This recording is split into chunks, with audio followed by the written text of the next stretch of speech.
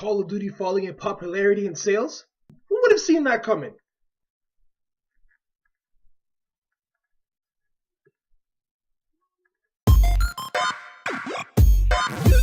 What's up, gamers? This is your man JewScale7 back with another episode of Drew's Reviews. I read an article over at GameBiz.net with some analysts over at Cohen & Company, and they were discussing how Call of Duty Advanced Warfare, which was released today, is going to continue decline in sales as for the Call of Duty series as of late. This is one of the quotes from the analysts. Advanced Warfare is now pacing almost 40% behind last year's Ghosts and almost 70% behind 2012's Black Ops 2.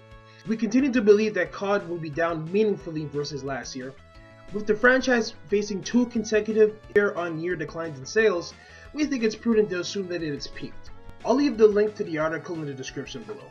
Now, for anybody who's been playing Call of Duty for any given period of time, this has been a long time coming, really. We've been getting annual releases of Call of Duty since Modern Warfare back in 2007. The highest selling Call of Duty game, Modern Warfare 3, sold over 25 million copies in 2011.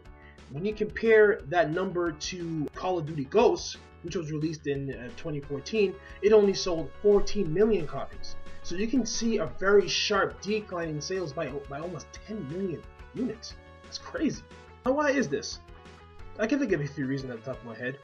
For one, the games have barely changed in gameplay aside from a few tweaks here and there. Each release feels also almost identical to the last one, like a chronic case of deja vu. It's not to say that the gameplay of COD is not enjoyable, but you can't deny the feeling of gamer fatigue creeping up on you. Fans of Guitar Hero and Tony Hawk series can definitely agree where I'm coming from. Another issue would be other developers watching that Call of Duty money. As you can see, they all want a piece of that pie, so what you have is a bunch of developers releasing boring genetic shooters and totally saturating the market. Then you have the ridiculously large and still growing budgets of these games. And because they're too afraid of not making a return, they have to make sure that the game is the same as the last and just copies everything that they believe is successful, which that leaves little to no room for creativity and do try anything new. We've seen how many studios have recently got suffered from layoffs or straight up foreclosures in the last few years. So this is a serious issue that I honestly don't see getting any better as the time goes by. You had the fact that newer first-person shooters like Titanfall or Destiny lack a really compelling single-player experience, always having to be online or holding back content for DLC. What you have is a real turnoff from all consumers across the board.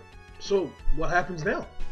Well, as long as Call of Duty still brings in that really big money and huge sales, chances are we won't see much of a change from each game going on, because what's the sense of doing it? They're already getting their money, right? After watching the first 20 minutes of gameplay for Advanced Warfare, I'm willing to give Sledgehammer Games a chance and go and pick it up, because it does look like a decent game, no lie. Either way, it's safe to say that the Call of Duty series has reached its peak of popularity, and whatever goes up must come down, right? But what the hell do I know? Just a gamer, right? What do you guys think? Do you think Call of Duty will still bring in those guerrilla numbers like it always has? Or will it kind of fade into obscurity, kind of like Medal of Honor series? Thank you very much for watching. Don't forget to rate, comment, and subscribe to help my channel grow, to do the one thing I love the most, and that is gaming. Once again, this has been your man JewScale7, and I hope you guys have a great day.